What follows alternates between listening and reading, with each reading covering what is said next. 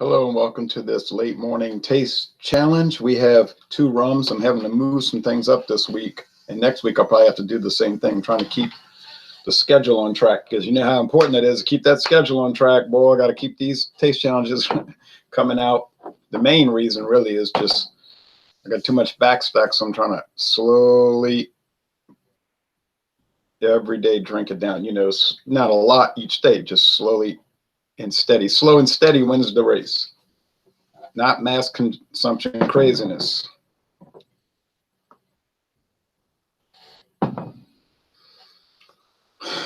All right, we have Bacardi. I'm going to show the Bacardi first because this company was founded in 1862. This is the Reserva Ocho, the current 8-year aged.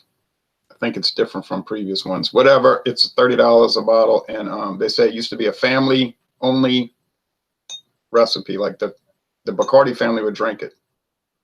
Then they decided to roll it out a few years ago for everybody. This is a 2018 bottling, okay?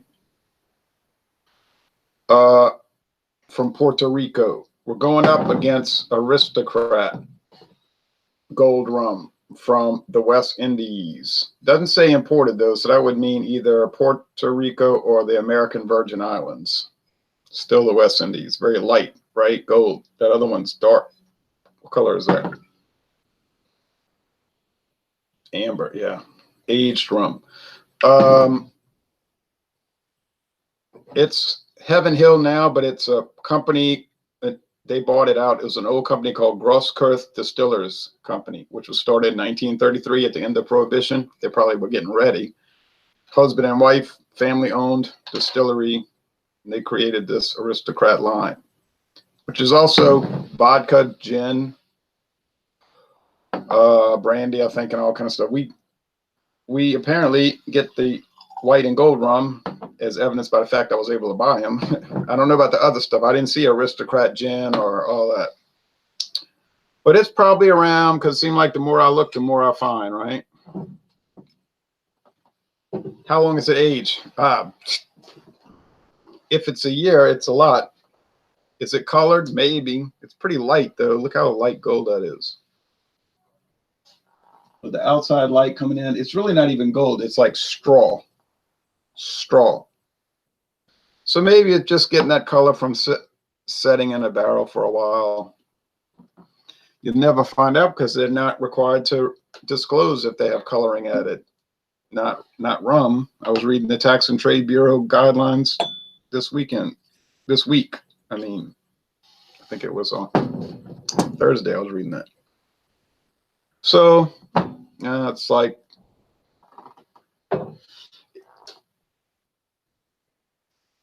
the government is saying it's harmless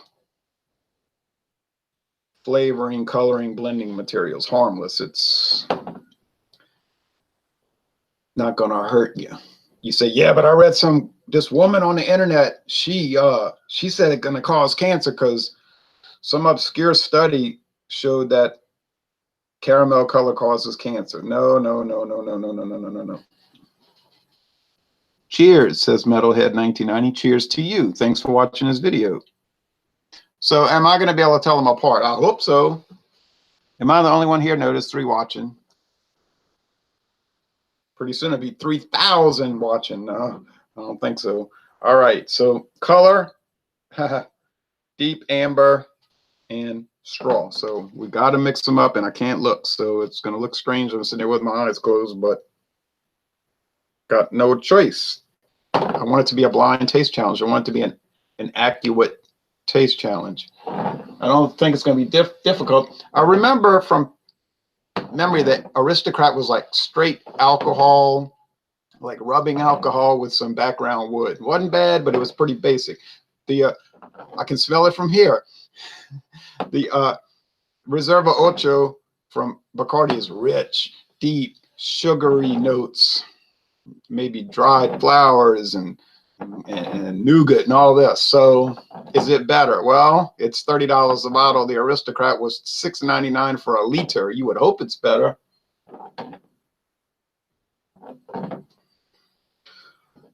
Oh well, practice makes perfect. I will never I will never be perfect with these taste challenges, but I intend to keep practicing.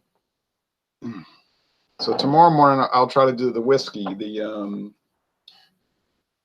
Heir to the Throne versus Canadian Limited. Another thing, won't be a real challenge, but be fun to do. Then Monday, I won't be able to do anything. But actually, this Aristocrat is the Monday taste challenge. Okay, I'm doing it on Saturday, and then Tuesday I should be able to do one. I don't know. I try to do 7 a week right now, but I have to bunch them up. But anyway, you say that's not my problem. That's your problem. You got to drink them down. That's right. Wow, a whole lot, huh? It's not a lot of liquor, but okay. This is the Bacardi, and this is the Aristocrat. Aristocrat has almost no aroma.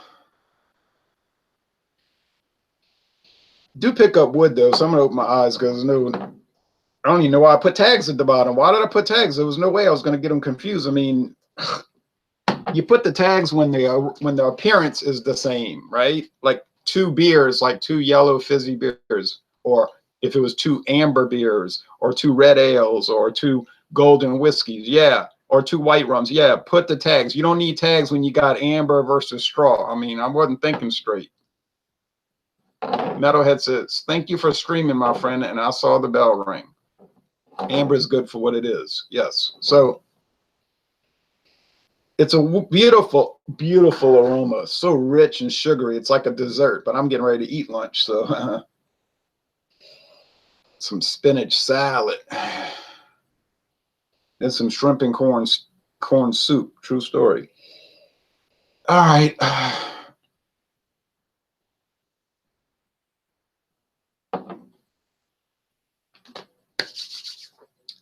It's a great flavor. It's spicy, and they don't add spices. Not a spice rum, but wood, sugar, light or medium molasses, the nougat, caramel, the nectar. I don't know. They describe all kinds of stuff on there that I don't pick up. Vanilla. Yeah, there's vanilla. Oh, for $30 a bottle. If you find it on sale for $28. What a deal. And I got it for $17.50. How did I get it almost 50% off? Well, they had a Walmart closeout on those gift boxes. And I got a beautiful wooden box display case with the humidor, which I'm not going to use, and a glass front. Beautiful. For $35 plus tax. 2 bottles of rum, the Bacardi Reserva Ocho, a 10-year age, which is $40 a bottle. $40 a bottle. $40 a bottle. I got both bottles for $17.50 a piece. $17.50 a piece. So delighted, and it's been a wonderful taste series. Just wonderful, great, excellent, terrific, wonderful, great, excellent, terrific. It just keeps going in a circle of fabulousness. Now, who could complain about that? I know I wouldn't. But let's address the Aristocrat. This is actually a more difficult thing to look at because it's only $6.99 a liter at Savannah discount. And initially you would say it's trash, and I'll just go after it and rip it apart and say it has no worth and I should not have any regard for it. But I think that'd be unfair. Nice little alcohol legs, actually. Yeah, it's a strong alcohol burn. You say rubbing alcohol. Well, if you drink rubbing alcohol, you wouldn't be doing any more videos. You wouldn't be doing anything out actually for the rest of your life because your life would end. But because you would be poisoned and you would die. But I'm saying that's what it kind of smells like, you see. Antiseptic. But it's it's in no way offensive or repellent or unpleasant. It's just that. It's a kind of okay bottle design. It's kind of basic, looks like an inexpensive product, which is what it is. It's not exactly too wonderful, but John and Neil A said, yeah, it's just a bar liquor. We used to have it behind the counter and we would make mixed drinks with it. I believe that. Around here, you wouldn't really see Aristocrat rum. I think you'd see Louisiana, you probably see Skull. because that's a local headquartered company, you see. And for the brandy, you might see Hartley. And some people say Hartley. Oh, no, no. I'm saying, oh, yeah, yeah. Around here, you might see it.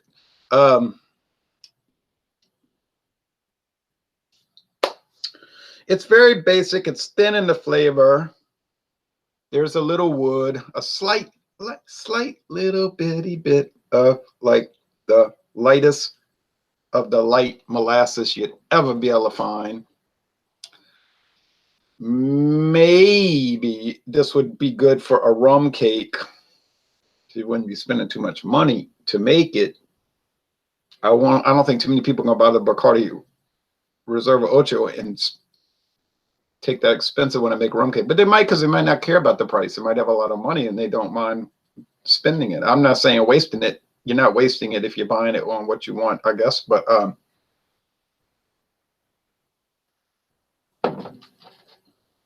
the body is light, very light. Now, you see, there's a lot of people who like to drink liquor, and today it's rum, or it could be whiskey, or it could be brandy, or whatever. And they like light. They like a light-bodied liquor. And this is about as light as it comes. It is nearly like water. And I'm not saying that as a negative. It is very watery. Look how it swishes around in the glass like water. And some people would just love that. They would say, oh, yeah, I like a watery alcohol, but it's still 40% alcohol, it's still 80 proof. You know, this could be dangerous in a way because you think, oh, it's not affecting me. It's so light. But oh, no. Oh, be so careful. Be so very, very careful. Now, with the Reserva Ocho, I don't think you'd run into that kind of issue because it's, you can see the body's more, or it's still pretty watery, but it's more viscous. It has a fuller flavor. It's a little heavier overall. So you would start to say, I better watch it. This stuff's a little heavy. I could run into trouble. And I think you would be more on guard with this. The richness of it would probably prevent too much drinking, I think. But then the wonderful flavor, that spicy, woody, but especially spicy, sugary flavor, you might say, oh, I'm gonna drink more. But with any 40% alcoholic beverage, I don't care if it's tequila, vodka, whatever, gin, you have to be very careful. You have to be very careful. Don't be foolish.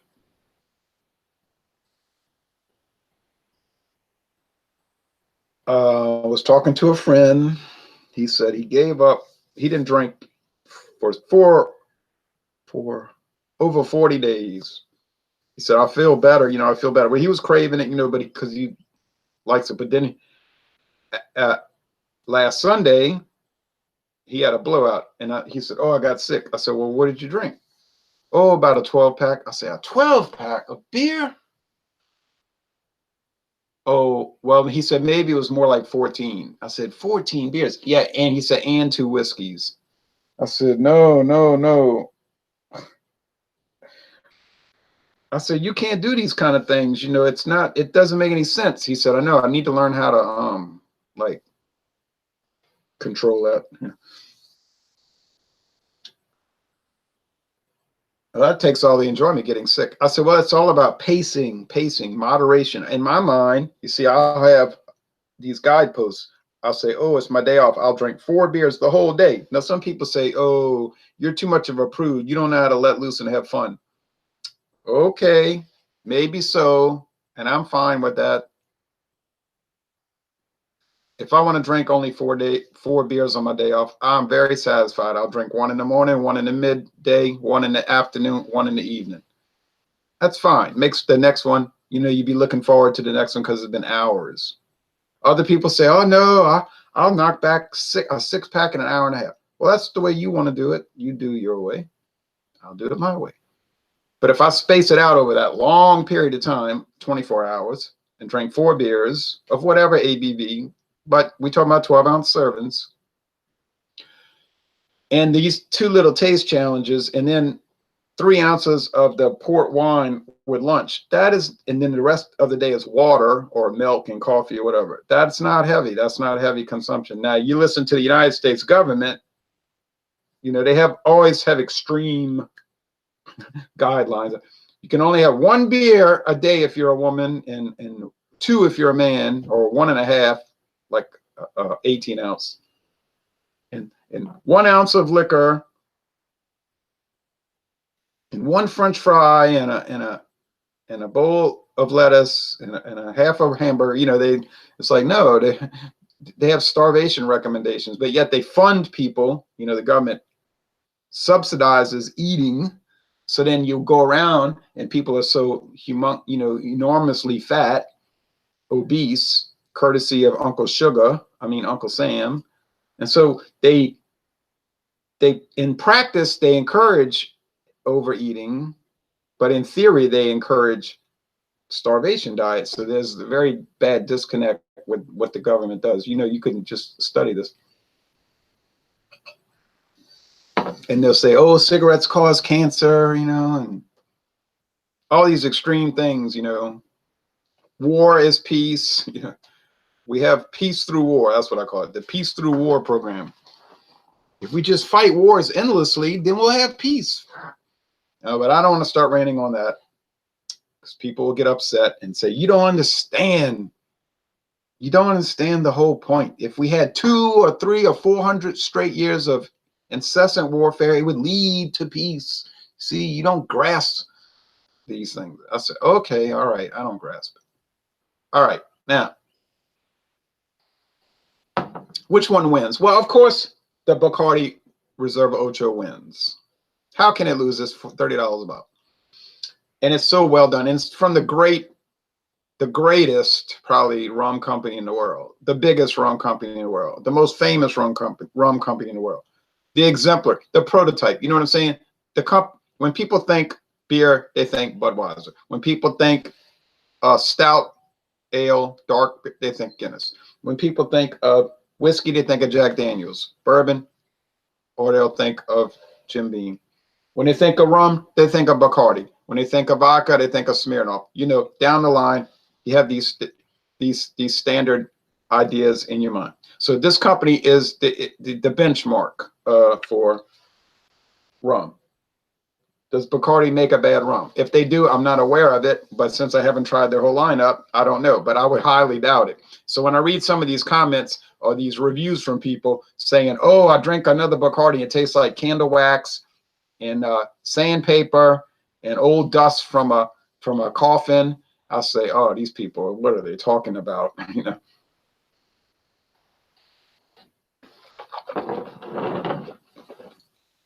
The Aristocrat, obviously inferior. It's made to be inferior. It's designed to be inexpensive. Nobody in their right mind is going to say, oh, well, Grosskreutz Distilling or Heaven Hill designed this rum and they fell so short of the premier exquisite gourmet rums. They just fell short. They didn't fall short at all because it wasn't designed to be that. It was designed to be an inexpensive cocktail, you know, highball rum, gold, but without any offensive or off-putting flavors, mouthfeel, aroma, finish, or anything. And it has none of those things. So you say, well, I'm a cheapskate. I only buy the cheap stuff. And if you can find a good one for me, I'll buy it. Well, there's a good one. Aristocrat Gold Rum. Doesn't bring a whole lot to the table by design. It's meant to be thin, drinkable, mixable, highball. But on the other hand, to be fair, and I always try to be fair, it doesn't offend in any way, in any way. I don't see how anybody could drink Aristocrat rum and say, oh, it's so horrible. How can it be horrible? If you said it's bland, it doesn't bring a lot, fine. That's how it was made to be. But don't go up there talking about all these ridiculous things I read when I read these comments. They're so outrageous, you know. It's like Budweiser. The most, if you ever get bored and you want to read something funny, read the Budweiser reviews on Beer Advocate, Rate Beer, you know.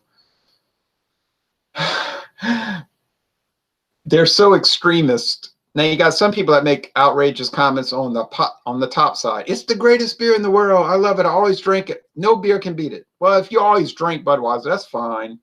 You might enjoy it, and I'm sure you'd be happy with it. But to say it's the greatest beer in the world, it can't be topped. I don't even think that company would agree with that. But on the other hand, to say that you'd rather drink sewage and you would rather be decapitated by Near Eastern terrorists and be tortured by the Khmer Rouge than drink Budweiser and all these things, and it tastes like clay and all that. That's totally outrageous. I say that, outrageous. There needs to be perspective. Now, is there perspective in the reviewing world? Yes. Quite a few people make a good point. Hillbilly wine and Hillbilly reviews. He does coffee, beer, wine. He makes good, sensible reviews. You know, like he did the Manischewitz cherry. Now, he wasn't on there talking about how gourmet it was. He wasn't on there talking about it's a world-class wine. He understands what Manischewitz is. It's a sweet wine, right? It's a kosher wine. You can get it kosher. I did give him a little comment. It's not that it's kosher or not kosher. Manischewitz is either kosher for Passover or it's not kosher for Passover, okay? That was a little error on his video. I've made enough errors on mine, so I can't say too much. But he's addressing Manischewitz cherry as it should be addressed. An inexpensive, sweet, mass-produced New York wine, okay? You know, he's not on there talking about it tastes like a knapsack and sand and all of this, you know. Budweiser, like drinking my own THC tinted alcohol pills. Yeah, Metalhead says. Right, like that's what I mean. It's insanity. Insanity. All right, well, so this was very fun, enjoyable to me. Now you might shake your head and say, I hate it. I hate you. I want to watch every video you've ever made, and I'm going to put 1,000 thumbs down because I got 1,600 accounts on YouTube just so I can stalk people and put thumbs down on all their videos because I'm a psychopath, which is actually what some people do. But most people on planet Earth will say, well, you know, it's kind of normal type thing. Somebody does a review, I'll watch it or I don't watch it. So it was the outcome here was known before the video was ever watched, right? Before you watch this video, you knew that Bacardi Reserva Ocho would win. It would be a clear winner. But then you got to pay if you want to play. You want a really top quality rum, you're going to pay $30 a bottle. If you want to get by with something that won't make you sick to your stomach, Aristocrat, $6.99 a liter, it'll work. It'll work every time. You know what I mean? It's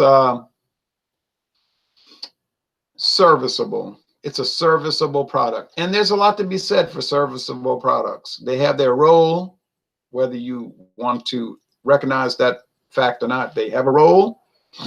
And then, so get ready tomorrow. We're going to do an oddball, an oddity of all oddities, Heir to the Throne, Canadian blended whiskey, which I would almost put money on it that literally none of the viewers on this channel will ever have the opportunity to buy it. Versus a serviceable product, Canadian Limited, been on the market for 47 years. No one in their right mind would ever say it's world-class or even approaching that, But a sensible person would say, well, to be fair, Canadian Limited is serviceable, has a place. You may not want to be in that place, but I would tell you do a little project. If you live in a big city, or let's say a mid-sized city like Kansas City, St. Paul, Minnesota, Billings, Montana, Shreveport, Louisiana, Lubbock, Texas, Las Cruces, New Mexico, you know, stuff like that. drive around, go to every bar that you can think of in the city and look around and you say, oh, look, Canadian Limited. Go to the next bar. Well, look at there, Canadian Limited. And so you'll start to notice that it's not as rare as you think. And in fact, if you go to any liquor store, it's there. Maybe out there alone, like a wallflower in the corner, being ignored and treated with not disrespect, but just, you know, it's ordinary. It's homely, or you know what I mean, like just average. But I don't think it's below average. I think Canadian Limited has a role, but I don't want to start ranting, which I've been known to do. All right, so the next taste challenge is going to be actually Bacardi Gold, because we're finished with the premiums, the ultra premium. Well, not ultra premiums, but we're finished with the premiums. Then we're going to do the standards: the Gold versus Castillo Gold, the Bacardi Gold versus the Skull. That's going to be a great one.